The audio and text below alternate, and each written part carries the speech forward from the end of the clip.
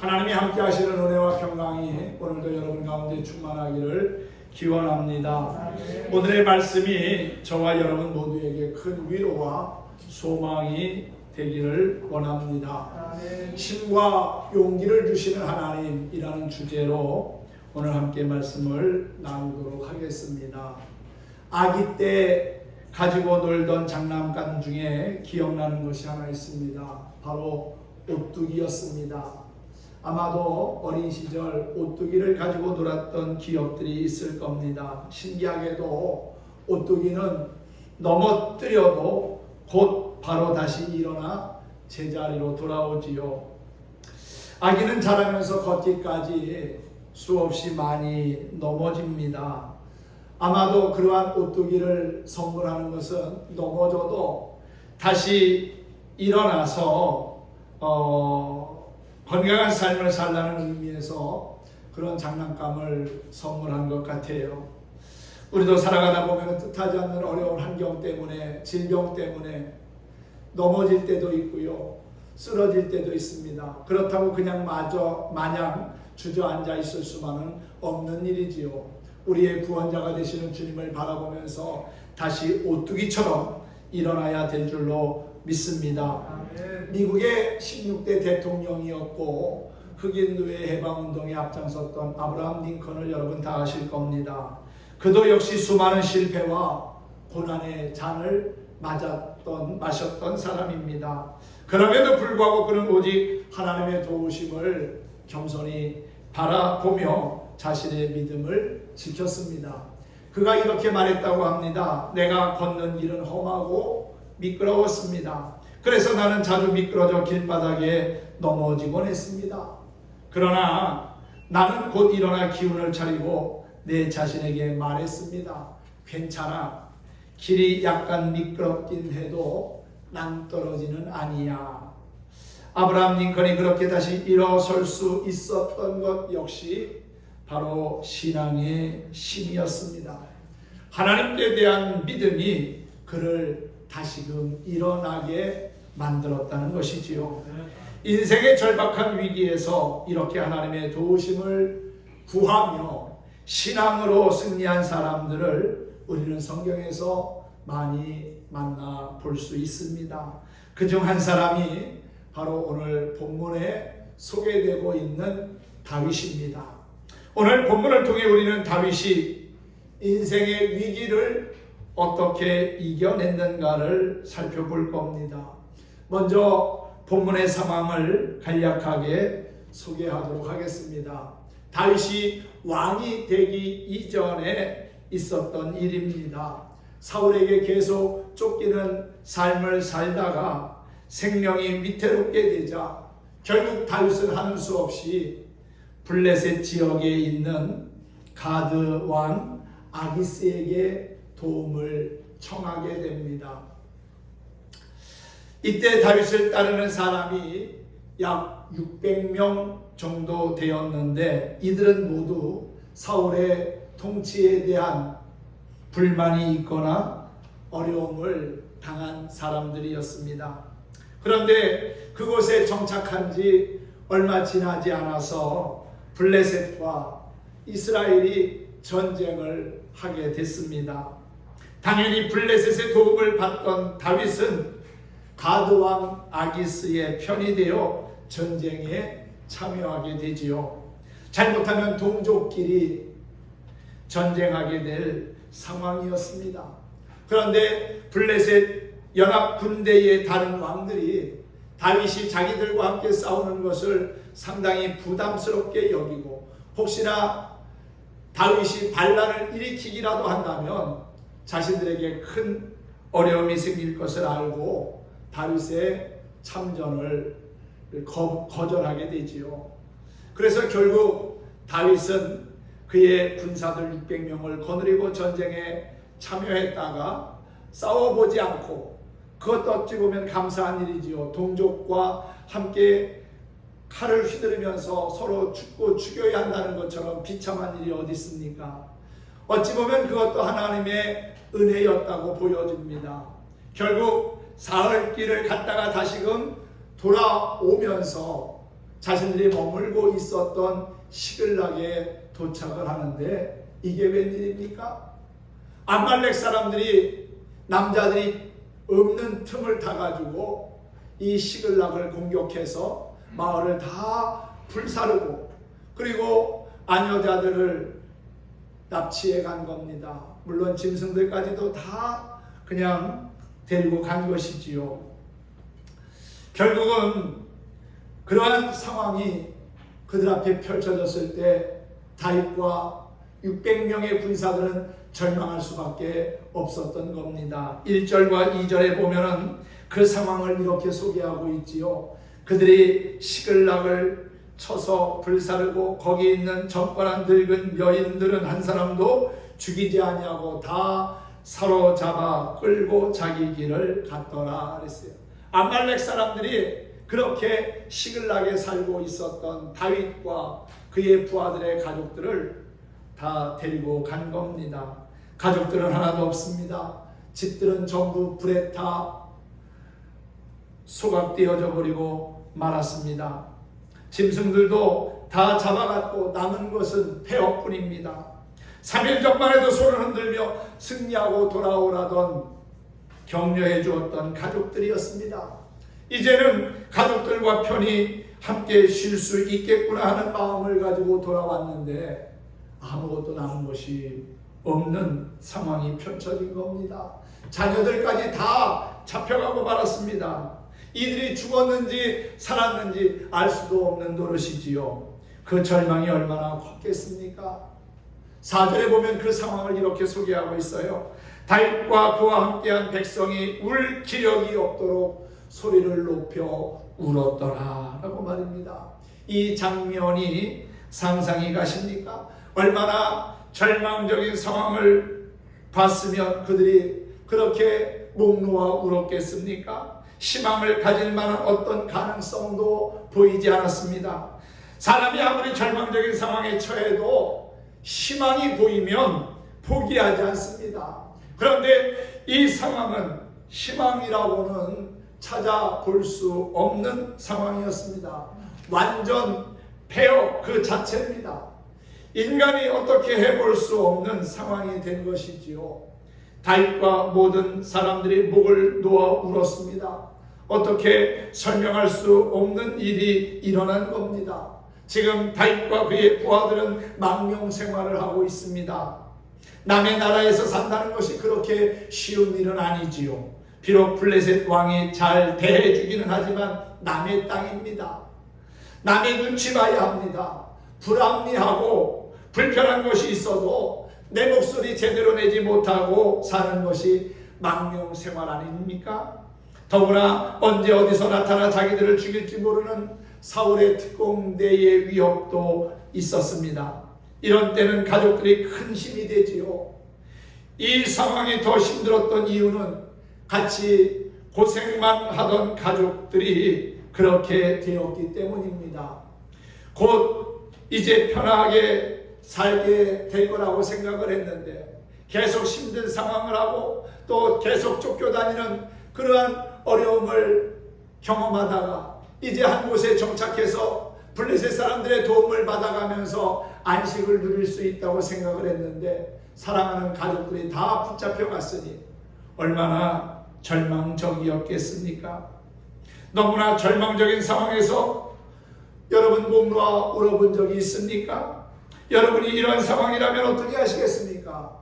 6절 말씀에 보면은 부하들의 반응이 나오는데요. 다윗을 죽이려는 돌을 들어서 다윗을 죽이려는 그러한 반응을 보입니다. 아마도 이것은 다윗을 더 힘들고 고통스럽게 했을 겁니다. 백성들이 자녀들 때문에 마음이 슬퍼서 다윗을 돌로 치자 하니 다윗이 크게 다급하였으나 그랬죠. 너무나 슬프니까 너무나 가슴 아프니까 다윗을 돌로 치자는 그러한 말까지 나오게 된 겁니다. 부하들까지도 자신들의 마음을 다스리지 못하게 된 거지요. 한마디로 표현하면 눈이 뒤집혀버리고 만 겁니다.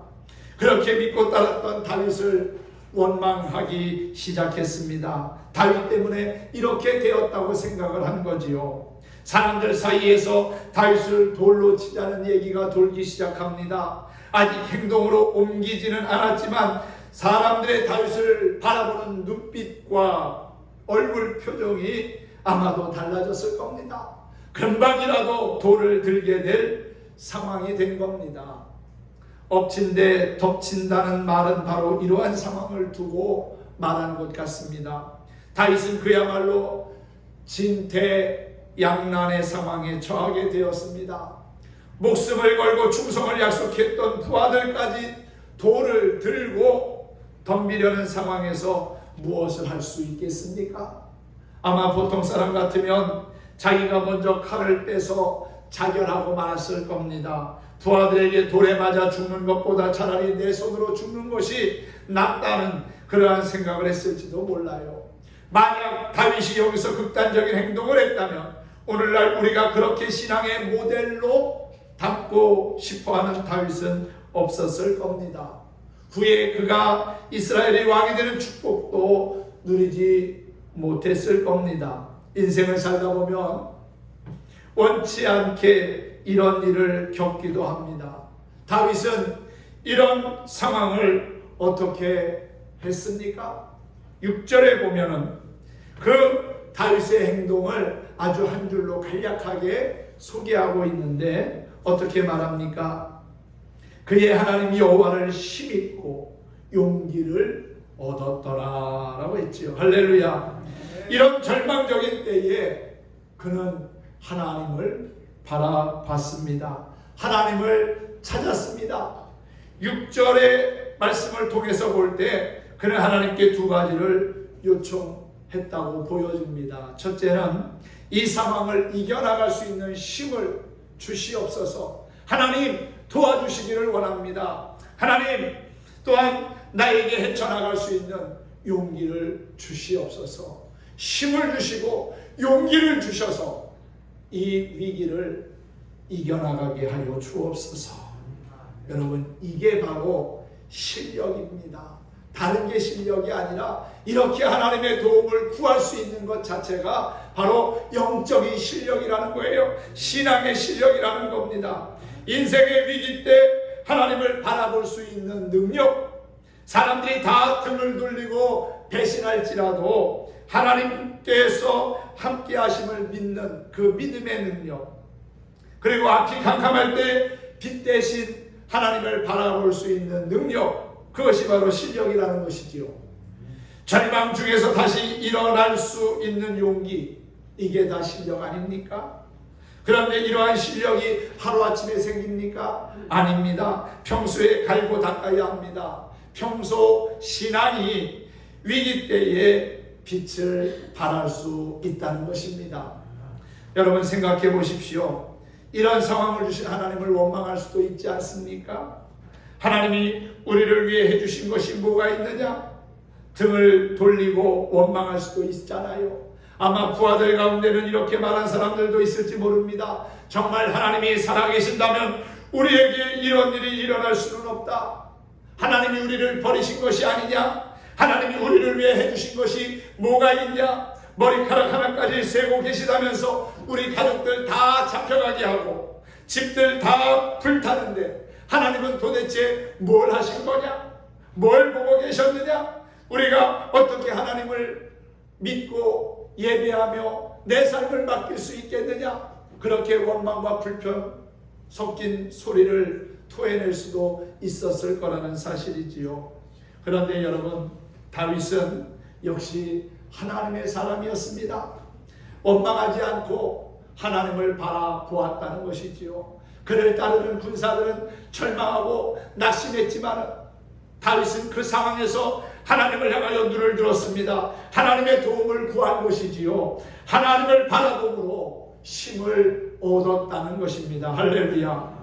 본문 이후에 보면은요, 그 상황이 구체적으로 소개되고 있습니다.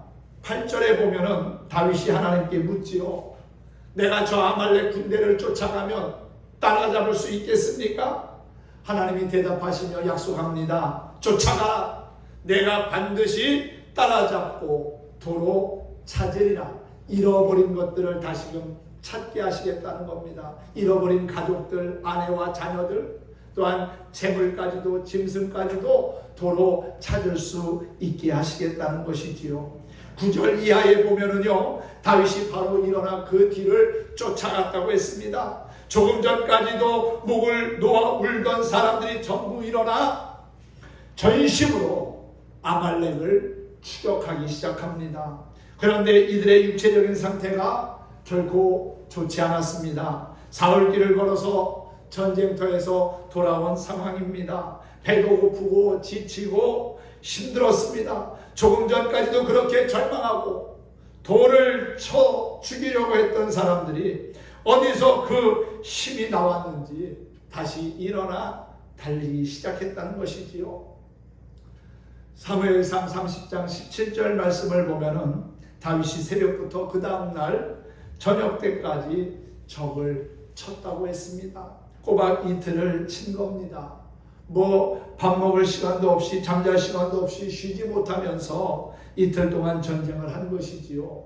이 말씀을 보면서 어떤 분은 이렇게 생각할지 모릅니다. 야, 그 사람들 정말 힘 좋네, 체력 대단하네. 그런데 여러분, 제가 보기에는 체력의 문제가 아닌 것 같습니다.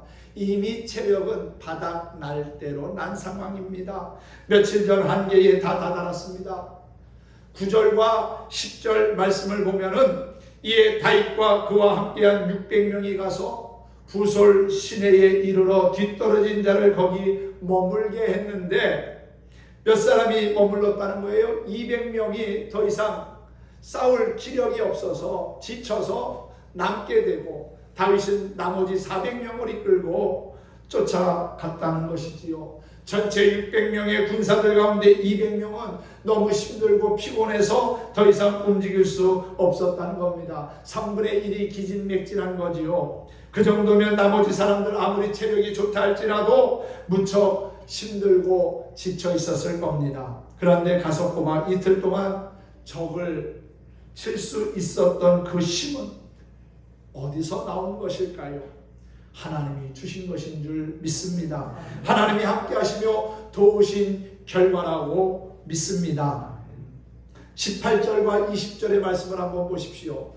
사무엘상 30장 18절과 20절은 이렇게 소개하고 있지요. 다윗이 아말렉 사람들이 빼앗아갔던 모든 것을 도로 찾고 하나님께서 도로 찾을 것이라고 말씀한 대로 도로 찾아옵니다. 그의 두 아내를 구원하였고 그들이 약탈하였던 것, 곧 무리의 자녀들이나 빼앗겼던 것은 크고 작은 것을 막론하고 아무것도 잃은 것이 없이 모두 다윗이 도로 찾아왔고 다윗이 또 양떼와 소떼를 다 되찾았더니 무리가 그 가축들을 앞에 몰고 가며 이르되 이는 다윗의 전리품이라 하였더라 그랬어요.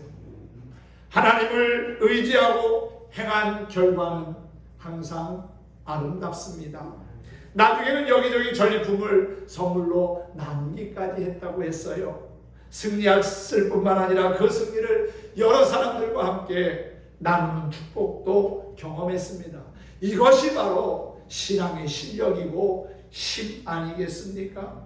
사무엘상 28장에서부터 30장까지를 읽어보면 신앙적 실력이 있는 사람과 실력이 없는 사람 두 인물이 분명하게 대조되어 등장합니다. 한 사람은 사울이고요, 한 사람은 다윗입니다. 28장 3절 이하에는 당시 이스라엘 왕이었던 사울의 이야기가 소개되고 있지요. 사울의 인생에도 위기가 찾아왔습니다. 사울 왕의 영적인 지주였고 이스라엘의 위대한 영적 지도자였던 사무엘이 죽었습니다. 블레셋 사람들이 연합군을 형성해가지고 이스라엘을 치려고 오는데 사울 왕이 보니까 잔뜩 겁이 난 겁니다. 더군다나 다윗이 블레셋 지역에 살고 있는 것을 알고 있었기 때문에 다윗이 그들과 연합해서 자신들을 치러 온다고 생각을 하니까 다리가 후들후들 떨리기 시작한 거지요. 그래서 하나님의 도움을 구하면서 기도하는데 하나님 아무 말씀하지 않습니다. 하나님의 응답이 없습니다. 그랬더니 그가 한 일이 뭔지 아십니까? 신접한 여인 무당을 찾아간 겁니다. 이스라엘의 첫 번째 왕인 사울이 하나님의 응답이 없다고 기다리지 못하고 신접한 여인을 찾아가서 도움을 청하고 있습니다. 얼마나 어리석습니까? 결국 변장해서 무당을 찾아가 도움을 청했는데 그것이 결국은 그의 인생의 마지막 삶을 장식하는 일이 될지 누가 알았겠습니까? 그는 인생의 위기 때 무당을 찾아갔습니다. 위기 때 사울이 생각했던 유일한 해결책은 신접한 여인을 찾은 것이었다는 것이지요. 그런데 이것은 이미 율법에 하나님이 금지하신 일이었습니다. 결과가 어떻게 나타납니까?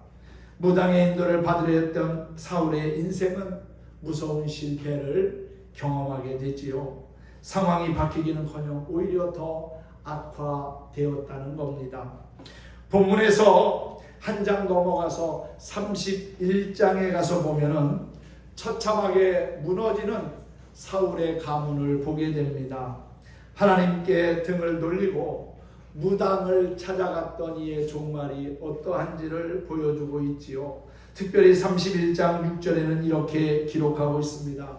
사울과 그의 세 아들과 무기를 든 자와 그의 모든 사람이 다 그날에 죽었더라 라고 말이지요. 한 가문이 망했습니다. 그것도 하루에 아버지와 아들 셋이 다 전쟁터에서 죽은 겁니다. 사울의 시체는 블레셋 사람들의 목을 베고 벳산이라는 성벽에 매달아 뭅니다. 사울과 다윗의 차이가 무엇입니까? 위기 때 사울은 하나님을 떠났지만 다윗은 하나님을 찾았습니다. 하나님의 인도를 따랐습니다. 무당의 인도를 받은 사울의 인생은 비참하게 실패했지만 하나님의 인도를 받은 다윗의 인생은 다시 일어날 수 있었다는 사실이지요. 이스라엘의 왕이 되었고요. 가장 위대한 왕이라는 칭송을 받았습니다. 왕으로 다스리는 동안 주변 국가들을 통일하면서 통일 왕국을 이루었습니다. 다윗은 어떻게 해서 이런 위기 때 하나님을 바라볼 수 있었던 것일까요? 다윗은 모든 사건을 하나님과 연관시켜서 생각을 했습니다. 지금 이 어려움도 하나님이 우리에게 이길 수 있는, 해결할 수 있는 은혜를 주실 것이다 라고 하는 믿음과 함께 하나님이 역사의 배후에서 일하시고 움직이시는 것을 믿었다는 거예요. 또한 인생의 열쇠는 하나님께 있다고 믿었습니다. 하나님께서 함께 하시면 어떤 상황에서도 희망이 있다는 것을 믿은 거지요. 문제가 어려운 것은 답을 모르기 때문에 어렵다고 했잖아요. 하나님은 좋으신 분입니다. 우리의 인생에 문제의 답을 갖고 계시고 그 답을 통해서 우리로 하여금 살아갈 힘과 용기를 주시기 때문이지요. 인생의 열쇠는 내 지혜에 있는 것이 아니라 하나님께 있다고 다윗은 믿었습니다. 또한 하나님을 찾는 자에게 하나님은 반드시 좋은 것을 주시는 분임을 확신했습니다. 다윗이 시편 103편에서 이러한 고백을 한 바가 있습니다. 좋은 것으로 내 소원을 만족케 하사 내 청춘으로 독수리같이 새롭게 하시는도다. 하나님은 우리를 그렇게 새롭게 하시는 분입니다.